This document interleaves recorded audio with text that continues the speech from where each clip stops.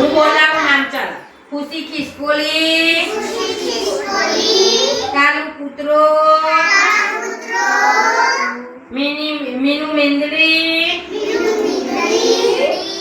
અને વિનુ વાંદરું.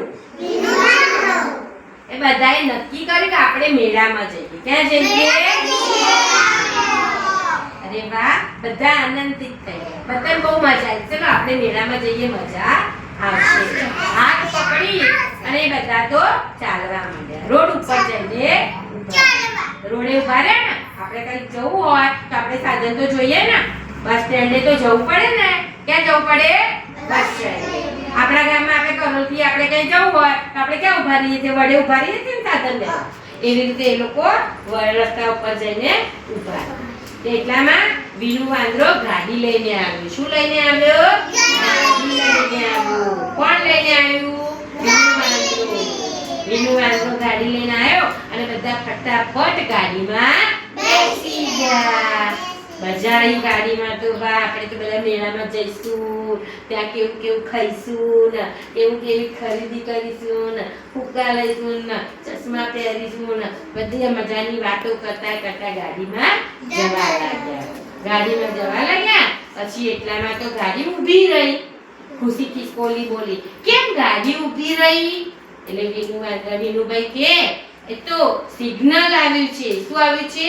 સિગ્નલ. એટલામાં તો મીનુબેન બોલ્યા, મીનુબેન બોલ્યા, જો આ 4 રસ્તા આવ્યા. શું આવ્યું? 4 રસ્તા ઉપર આવી રીતે લાઈટ હોય ને, લાલ લાઈટ થાય ને તો આપણે ઊભું રહેવું પડે. શું કરવું પડે?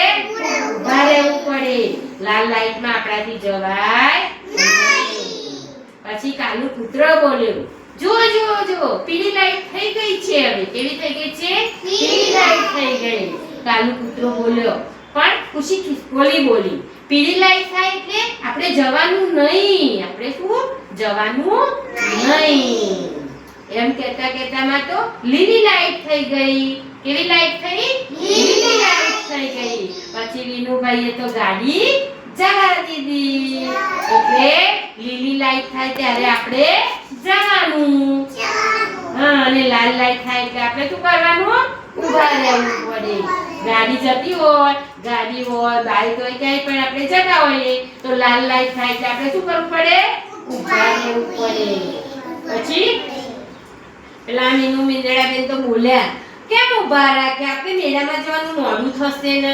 ચલો જલ્દી જલ્દી ગાડી ભગાવો ને, આપણે મોડું થઈ જશે. પછી બોલ્યા કાલુભાઈ, બોલ્યા વિનુભાઈ વાંદરા બોલ્યા, એમ ગાડી ભગાવાય નહીં, એક્સિડન્ટ થઈ જાય. શું થાય? એક્સિડન્ટ થઈ જાય. શાંતિથી ધીમે ધીમે આપણા રોડ ઉપર જ આપણે જવાય. એમ બહુ ગાડી જવા દેવાય નહીં. વાતો કરતા કરતા બધા ભાઈબંધો મેળા સુધી પહોંચી ગયા. ત્યાં તો બહુ બધા સાધનો હતા. ટ્રાફિક હતો. શું હતું? ટ્રાફિક હતો. પછી ત્યાં પાર્કિંગની વ્યવસ્થા હતી. પાર્કિંગ એટલે શું ખબર તમને?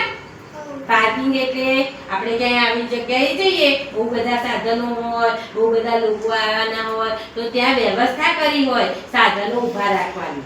સાયકલનું જુદું પાર્કિંગ હોય, બાઇકનું જુદું પાર્કિંગ હોય, ગાડી મૂકવાનું જુદું પાર્કિંગ હોય. તો પાર્કિંગમાં આપણે વ્યવસ્થિત ગાડી મૂકી દેવી પડે. શું કરવું પડે?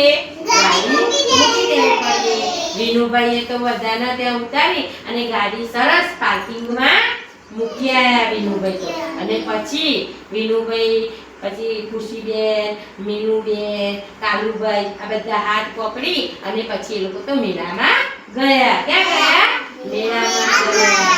વાહ વાહ વાહ. મેળામાં તો ચકડોળ હતું, પછી ચકરડી હતી, પછી કેટલું મજાનું બધું હતું.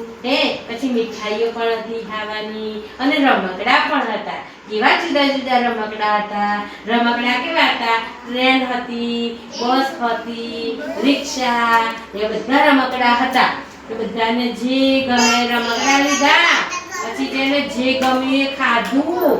સરસ મજાની આઈસ્ક્રીમ પણ ખાધી, સરસ મજાની ટોપી લીધી.